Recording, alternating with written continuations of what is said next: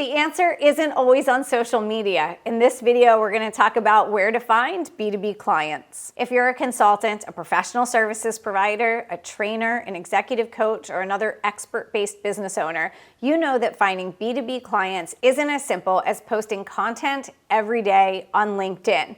So in this video, I'm going to share with you 2 great places to find real B2B decision makers, why one of those 2 places is a lot better than the other one, and I'm going to give you a list of 10 ways that you can leverage those places to find B2B decision makers. All right, let's get into it.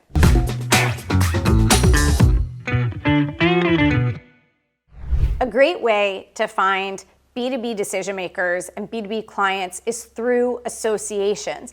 But there are 2 different categories of associations. There are industry associations and there are professional associations, and it's important to understand the difference between the 2. Industry associations are those associations where the people, the members, the organizations that are a part of them are all a part of the same industry in the marketplace. For example, you'll have the consumer electronics industry associations, or the hospitality industry, the food and beverage industry, the auto industry, the IT industry, etc. So those are your industry associations. On the other hand, you have professional associations.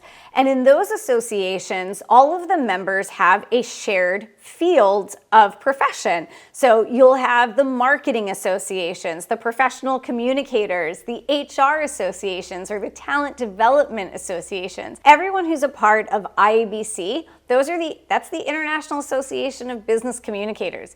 People who are part of ATD, those are the talent and development professionals. Now, in both of these situations, both the industry associations and the professional associations, you can reach decision makers.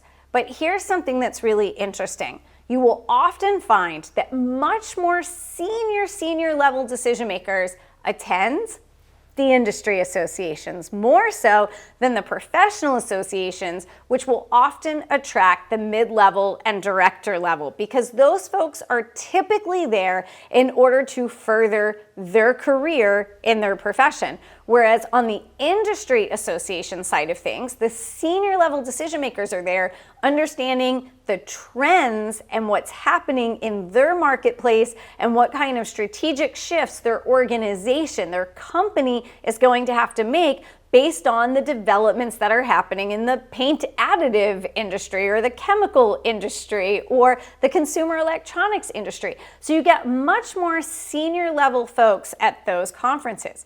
But here's another reason that those conferences and those associations are so much better.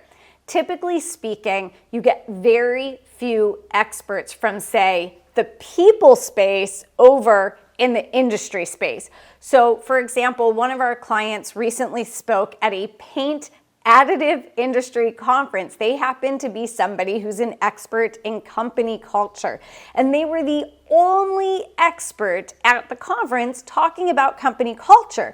Whereas if you go to an event at, say, with Training Magazine or with ATD, for example, you're going to find thousands, literally thousands of people there all talking about company culture to other people who talk about company culture. So we want to see you as much as possible. Doesn't mean you can never go to those professional associations, but more than anything, where you're going to find these B2B clients is over at the industry association. And we want you to be one of only 2 or 3 people there with your expertise, because now you can really own the mind share in that space. So that's what we want you to do. Now, let's look at 10 different ways that you can leverage a platform like in an industry association, bring value to them, while also helping you connect with more B2B decision makers while conveying your credibility, your expertise, and the value that you can bring to their companies. All right, so here is a list of 10 different ways that you could leverage a relationship with an industry association. Number 1, you can deliver breakout sessions at their local, regional, national, and international conferences.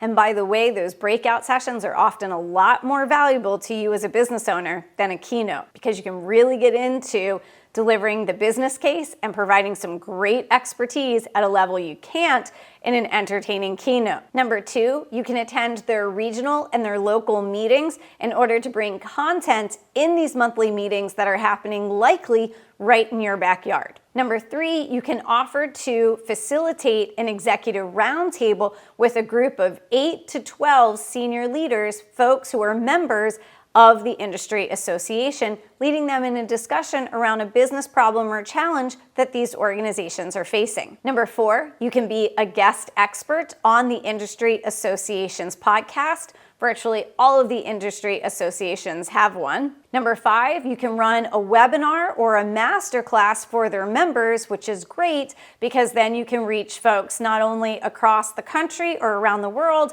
but then that recording is available on demand, which means you're going to be able to reach even more decision makers. Number 6, you can contribute a guest article to the industry association's blog, which is going to have a built-in audience for your expertise.